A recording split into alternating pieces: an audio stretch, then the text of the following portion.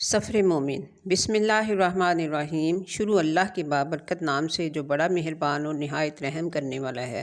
مسائل کتنے بھی ہوں درود پاک پڑھنے سے ٹلتے رہیں گے۔ میرا آج کا سوال ہے کہ حضور صلی اللہ علیہ وآلہ وسلم کی اولاد کتنی تھی اور کس بیوی سے تھی؟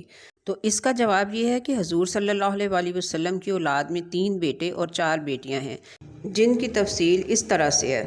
سب سے پہلے بیٹے ہیں قاسم علیہ السلام، جو نبی کریم صلی اللہ علیہ وآلہ وسلم کے گھر میں حضرت خدیجہ طاہرہ رضی اللہ عنہا کے بطن سے پیدا ہوئے، اور ابھی پاؤں پر چلنا سیکھا ہی تھا کہ اللہ تعالیٰ کو پیارے ہو گئے۔ نبی کریم صلی اللہ علیہ وآلہ وسلم کی کنیت ابو القاسم انہی کے نام پر ہے۔ دوسرے بیٹے ہیں عبداللہ علیہ السلام، انہی کا لقب طیب اور طاہر ہے۔ مکہ معظمہ میں بعثت نبوی کے بعد پیدا ہوئے تھے اور مکہ معظمہ میں ہی وفات پائی۔ انہی کی وفات پر سورہ کوثر کا نزول ہوا تھا۔ حضور صلی اللہ علیہ وآلہ وسلم کے تیسرے بیٹے ہیں ابراہیم علیہ السلام۔ یہ مدینہ منورہ میں حضرت ماریہ قبطیہ کے بطن سے پیدا ہوئے۔ ولادت کی اطلاع ابو رافع جو سلمہ دایا کا شوہر تھا، اس نے نبی کریم صلی اللہ علیہ وآلہ وسلم کو پہنچائی تھی۔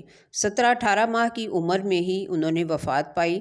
رضاعت کی مدت میں ابھی 6 ماہ کا عرصہ باقی تھا جب وفات پائی، تو اللہ تعالیٰ نے جنت میں ان کے لیے دودھ پلانے کے لیے عورت کا انتظام کر دیا۔ حضور صلی اللہ علیہ وآلہ وسلم کی اولاد میں 4 بیٹیاں ہیں، چاروں ہی حضرت خدیجہ الکبریٰ رضی اللہ عنہا کے بطن سے پیدا ہوئیں اور سب کی ولادت مکہ معظمہ میں ہوئی۔ پہلی بیٹی ہیں سیدہ زینب رضی اللہ عنہا، جو قاسم رضی اللہ عنہ سے چھوٹی اور حضور صلی اللہ علیہ وآلہ وسلم کی دوسری اولاد سے بڑی ہیں۔ دوسری بیٹی ہیں سیدہ رقیہ رضی اللہ عنہا، جو سیدہ زینب رضی اللہ عنہا سے چھوٹی ہیں۔